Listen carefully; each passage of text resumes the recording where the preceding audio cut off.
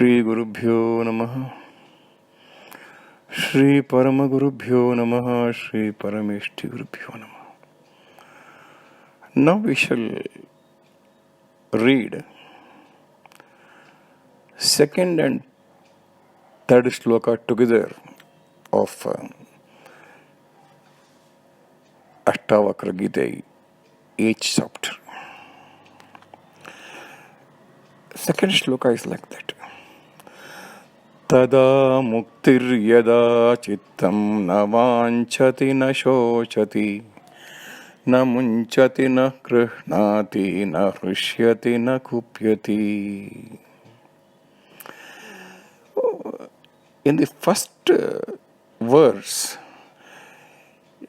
it was mentioned what all those things gives bondage. What is that bondage? The desire, sorrow, anger, all these in chitta results in bondage. Now, in this verse, nothing extra is told. If they are not there, it is liberation. That's all it says. The same thing repeats here. That is positive. That is, what are the things which causes bondage? And if they are not, it is liberation. So it doesn't require any explanation. So the first sloka has said, what are the things that makes us get into bondage? The second says, if that is not there, it is liberation. That's all. So we can go to the third verse, shloka, that reads, Tada bandho yada chittam saktam kashvapi drishtishu tada moksho yada chittam asaktam sarva drishtishu. This is interesting. If chitta gets attached to any of the sense organs, that is the bondage. If chitta is not attached to any sense organs, that is liberation. It is both told here only. In that he has told 1 and 2. First he said what makes the bondage. In the next stanza he says which is not there, that is liberation. Here in the same shloka both are told. The first line says, if chitta gets attached to any of the sense organs, indriyas, that is the bondage. And if chitta doesn't get attached to any of the indriyas, that is liberation. Once again, it is only chitta.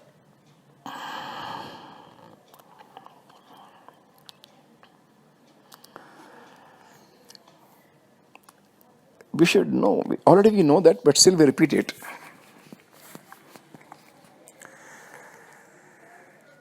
With this, the experiences of the sense organs is understood by mind on the information available in chitta. Let me explain this. One of the sense organs, that is eyes, if it sees somebody and has that picture, immediately, if it is already that person, how he is, his picture, is stored in chitta. Immediately chitta pass on that to mind. That's it. So mind identifies him as so and so. In case the eyes are seeing the person first time, then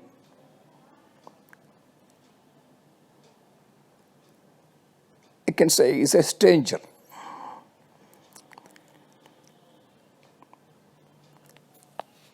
That information, it will pass on to chitta and it stores there. What are the information?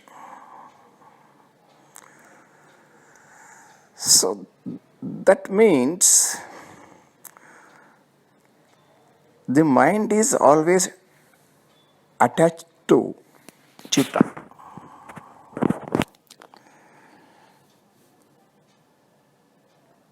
So whatever it receives the information from indriyas, it receives and send it back to chitta, and also vice versa, receiving information from chitta and pass on to the indriyas.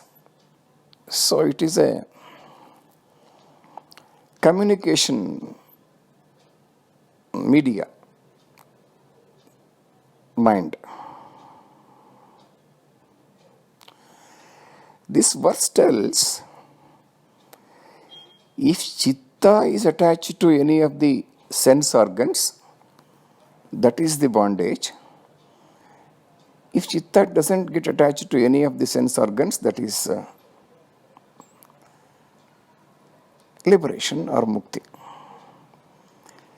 If you understand this, chitta is not at all directly attached to any of the indriyas. It's not directly, but mind is always attached to sense organs, and mind is attached to chitta. That's why chitta is directly, indirectly, as if it is attached to sense organs. And we will look into the state where chitta is not attached. When we are in very deep sleep, that we call as Shupta Avastha. There are four avasthas are identified. One is Jagrata Avastha, when the mind is active, everybody, the mind, body, everything active. That's what we do in the morning to evening. Then when we go to sleep, we also have some dreams. We will be in dream state. That is Swapna Avastha. And there is some time during our sleep, there is no dream nor we are not in awake also. That is a very deep sleep. That is called Sushupta Avastha. The fourth one is Turiya Avastha, which is neither the Jagrata Avastha, Swapna Avastha or Nidra Avastha. That is that is Turiya, fourth Avastha. That we will talk about it in some other occasion. In that Sushupta Avastha, mind is not attached to sense organs. So, it is not attached to chitta also. In the deep sleep or Sushupta Avastha, mind is not attached to sense organs, so also to chitta. That is the deep sleep. So, Aurobindo calls it this Sushupta Avastha as Sushupta Samadhi. That means this is A temporary liberation is the experience of temporary liberation. Nothing wrong if we call that way. Our deep sleep may be termed as temporary liberation, the experience of temporary liberation. But what is said here in this shloka, that kind of liberation, if that has to happen, if that has to occur, that should be a Jagrita Samadhi. Whatever happened in Sushupta Avastha, that should happen in Jagrita Avastha. So Chitta should be detached from Manasu. That is liberation. What is this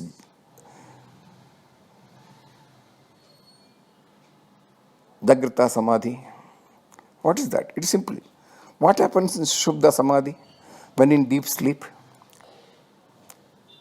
Very simple. The media between Chitta and Dhanendriya is the mind. That is cut off. That communication between Chitta and Indriyas are cut off by Manasu, because Manasu is, mind is detached from sense organs, so also from Chitta. That means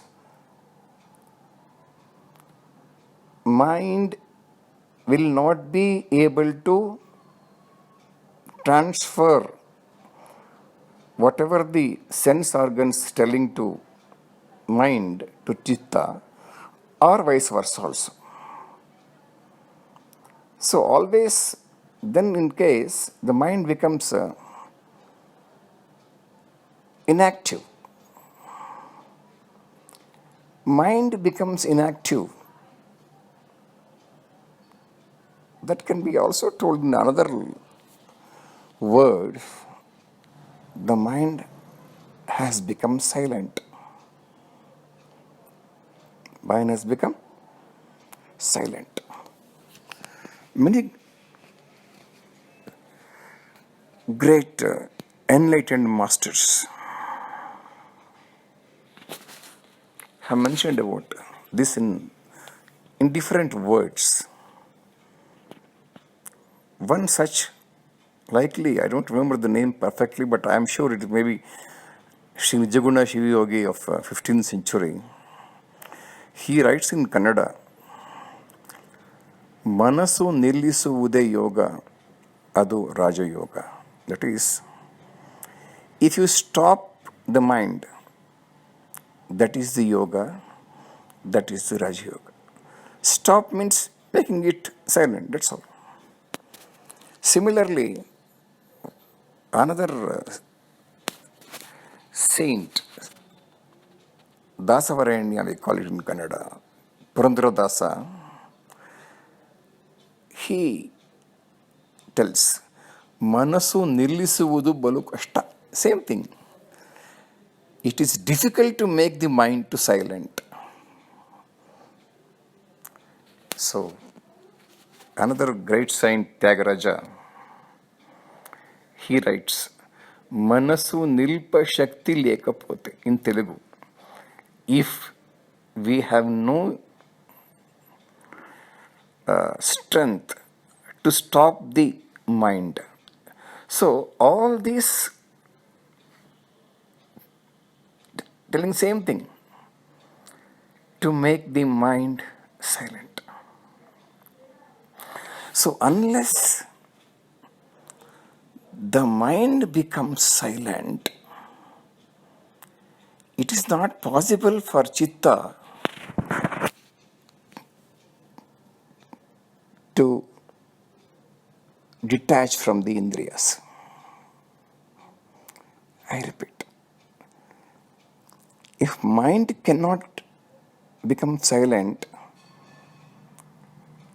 it is difficult to make Chitta to detach from Indriyas, that is sense organs, because it's unless The mind is always there, it communicates. Unless that is cut off, it is difficult. Not difficult, it's not possible at all, unless the mind becomes. The, we can compare this to our present communication system also, where something, unless the whole system network is stopped, and I don't have to explain better because it's already known how the communication takes place now with satellite and all. Same thing. So if mind becomes silent, then chitta will not get attached to indriyas. So what? How to make, how this mind becomes silent? Our eyes look at the world, looks at all around. Ears listen everything what's happening around. And the nose smells everything. Tongue tastes whatever it eats. And the skin, it understands the cold, hot, all these things. All these things is passed on to mind that translates it. It is the mind tells it is hot, it is cold. It is mind says that it is bad smell or good smell. That its mind tells that it is beautiful or ugly. It is mind. So these sense organs themselves have nothing to do. It is only the mind. So silencing mind means whatever the communication the mind receives from the sense organs is not passed on to chitta. That's all. That is mind becoming silent. I hope I am properly communicating. Silencing of my mind is nothing but whatever the mind gets the information from the sense organs is kept only with mind, not passed on to chitta. Then it's mind. So when we say we are silent, that means I listen everything and I don't speak, I don't communicate. Similarly, the mind receives all the signals from sense organs, but it doesn't communicate to chitta. That is mind becoming silent.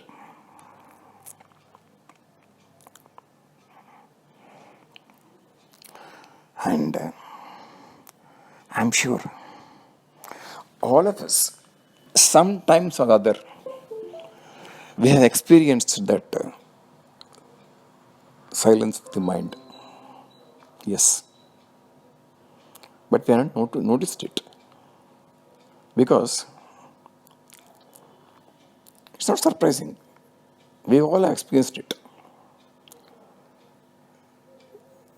Somebody comes in front of us, some person whom we know earlier, but sometimes we take some time to identify him. That means the information is delayed from chitta to identify the person. Either from mind sending information and get back the information, or either way. Somehow, there's a delay in getting that information. In that delayed time, is it not mind was silent? Yes. At the same time, we listen to so many things And it's only sounds we listen. And we don't know what we heard. We don't remember. It's only sound for us. So the communication is only sound to mind. So it will not send any information to Chitta. So there was some information, but that was not communicated to Chitta because Manasu itself doesn't know what it is because it's elsewhere. So we can always refer this to our students in the schools and colleges. Teacher will be teaching and they will not pass on that to Chitta at all because they don't know. This is only sound. That's why English has two words. Hearing and listening. Hearing is only sounds. Listening is understanding what is told. Okay.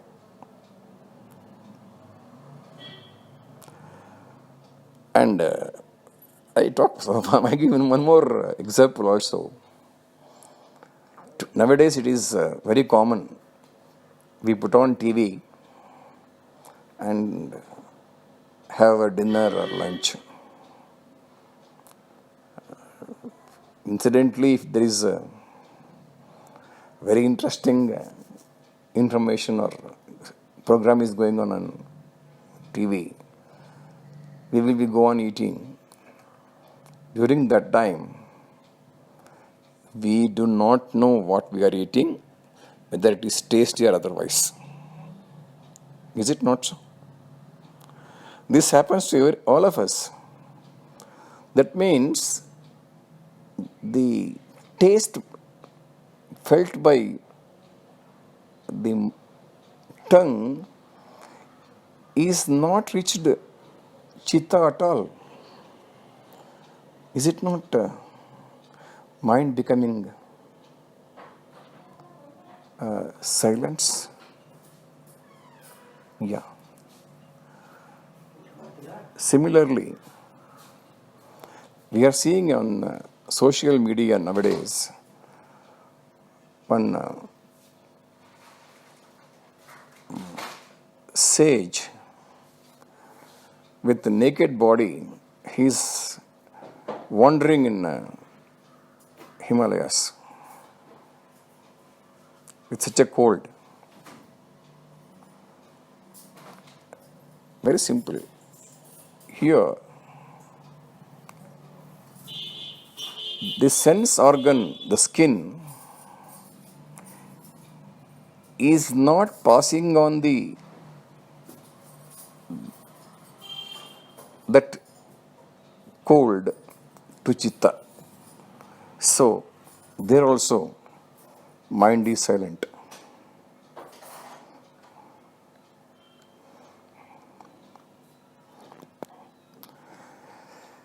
When the mind becomes silent,